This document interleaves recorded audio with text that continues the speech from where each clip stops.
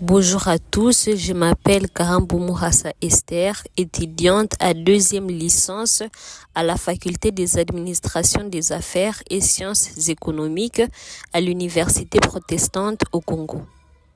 Dans cette vidéo, nous allons répondre à une question simple mais essentielle. Comment une entreprise gère ses ressources humaines? D'abord, qu'est-ce que la gestion des ressources humaines? La gestion des ressources humaines est l'ensemble des méthodes utilisées par l'entreprise pour gérer de manière efficace ses employés. Elle concerne plusieurs aspects comme la formation, l'évaluation des performances, la rémunération, etc. L'objectif de la gestion des ressources humaines est d'avoir des employés compétents, motivés et engagés. Passons maintenant à 3 pratiques concrètes. Premièrement, la formation. La formation sert à développer les compétences des employés et à leur permettre de mieux faire leur travail. Par exemple, une entreprise de technologie peut former ses employés à l'intelligence artificielle pour rester compétitive sur les marchés. Mais toutes les entreprises ne font pas la formation de la même manière. Certaines organisent des formations en interne, tandis que d'autres utilisent des plateformes en ligne ou font appel à des experts externes. Deuxièmement, l'évaluation des performances. Elle permet de mesurer le travail des employés, d'identifier leurs points forts et leurs points faibles et de fixer de nouveaux objectifs. Par exemple, une entreprise peut organiser un entretien annuel entre les salariés et son manager pour faire les bilans de l'année. Là aussi, les méthodes varient.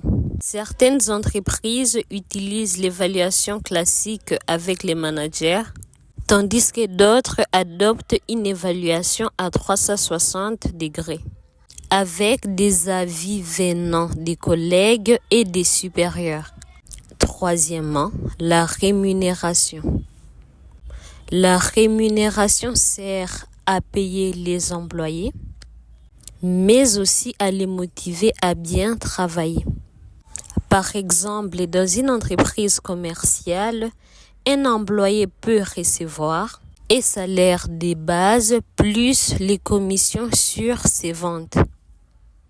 Selon les entreprises, la rémunération peut être fixe ou dépendre des performances, de l'ancienneté ou des résultats.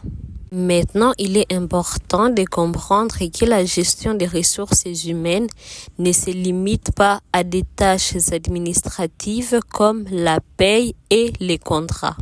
D'abord, la gestion des ressources humaines influence fortement la motivation des employés à travers des pratiques comme la rémunération, la reconnaissance, la formation, etc. Il agit sur l'engagement et l'implication des salariés et la persistance des efforts au travail. Ensuite, la gestion des ressources humaines impacte directement la performance de l'entreprise. Des recherches montrent que des pratiques de gestion des ressources humaines cohérentes permettent d'améliorer la productivité, la qualité du travail et même les résultats financiers. Ainsi, le capital humain devient une véritable source des avantages compétitifs. Enfin, la gestion des ressources humaines influence le comportement des employés.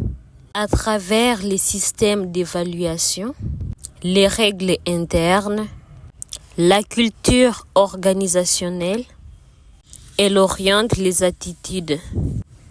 Par exemple, des primes ou des promotions peuvent encourager l'effort et modifier les comportements au travail.